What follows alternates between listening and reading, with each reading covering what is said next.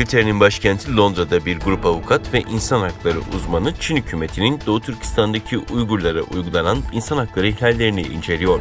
Uzmanlar bu kapsamda Uygurların ifadelerini alarak birinci elden kanıt toplamaya başladı. İddiaları reddedilen Pekin'in konuşan mağdurları yalan makinesi olarak niteleniyor.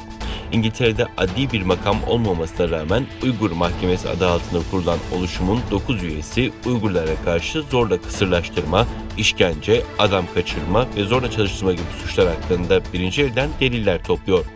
Bu oluşum daha sonra Pekin'in Uygurlara ve diğer Müslüman azınlıklara karşı soykırım ve insanlığa karşı suçlardan suçlu bulunup bulunmadığını açıklayacak. Arkasında devlet desteği bulunmayan ve alacağı kararın herhangi bir bağlayıcılığı olmayacak mahkemenin duruşmaları pazartesine kadar 4 gün sürecek. Yaklaşık 30 tanığın dinleneceği mahkemeye eski Sırbistan Cumhurbaşkanı Slobodan Milosevic'in yargılanmasına öncülük eden insan hakları avukatı Geoffrey Nice başkanlık ediyor. ABD Dışişleri Bakanlığı, İngiltere, Kanada ve Hollanda parlamentoları Çin'in Uygur Türklerine yönelik uygulamalarını soykırım olarak tanımıştı.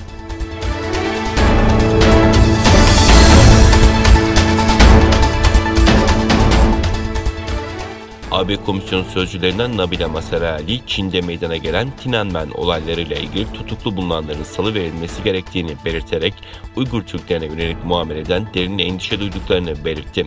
Sözcü, AB, Çin otoriteleri tarafından barışçıl ve demokratik 1989 protestolarını ve kurbanlarını anarken bu olaylarla ilgili olarak ya da anma törenleri nedeniyle alıkonulmuş kişilerin ve insan hakları savunucularının derhal ve koşulsuz olarak serbest bırakılmasını istiyor dedi.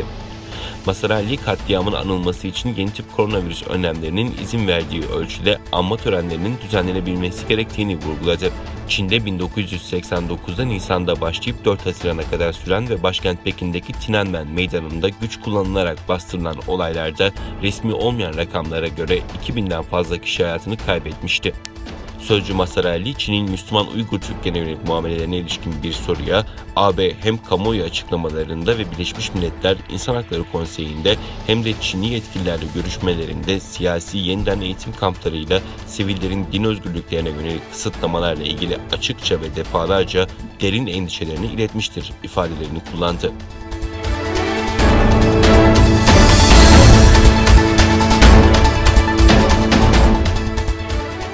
ABD Başkanı Joe Biden'ın Sağlık Başdanışmanı ve ABD Ulusal Alerji ve Bulaşıcı Hastalıklar Enstitüsü Direktörü Dr. Anthony Fauci, salgın başlamadan önce koronavirüs belirtileriyle hastalandıkları iddia edilen ve 3'ü Wuhan Viroloji Laboratuvarı'nda çalışan 9 kişinin sağlık kayıtlarının yayımlanması için Pekin yönetimine çağrıda bulundu. Biden'ın koronavirüsün laboratuvardan mı çıktığı yoksa hayvandan insana mı bulaştığını araştırmaları için istihbarat kurmalarına 90 gün süre vermesinin ardından ABD'de virüsün kaynağına ilişkin tartışmalar yeniden alevlendi. Fauci, 3 laboratuvar çalışanının haricindeki 6 kişinin de 2012'de bir yarasa mağarasına giren madenciler olduğu ve bundan sonra zatürre geçirdiklerini, koronavirüsün kaynağı olduğu iddia edilen bu mağaradan alınan numunelerin ise Wuhan Viroloji Enstitüsü'nde saklandığının iddia edildiğini dile getirdi.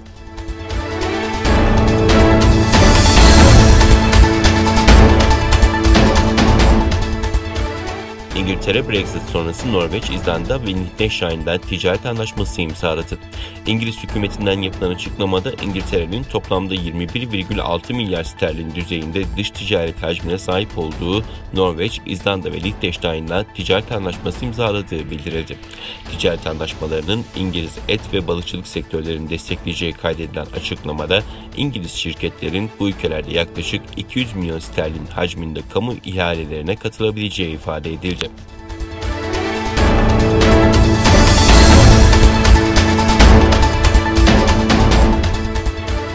Çin'in Gansu eyaletinde bir yolcu treninin demiryolu işçilerine çarpması sonucu 9 kişi hayatını kaybetti. Çin Komünist Partisi'nin resmi yayın organlarından Global Times gazetesinin haberine göre tren, Doğu Türkistan'ın başkenti Urumçi'den Zhejiang eyaletinin başkenti Hangzhou'ya giderken yerel saatte 5:19'da Gansu'nun Xinjiang kentinde demiryolu işçilerine çarptı.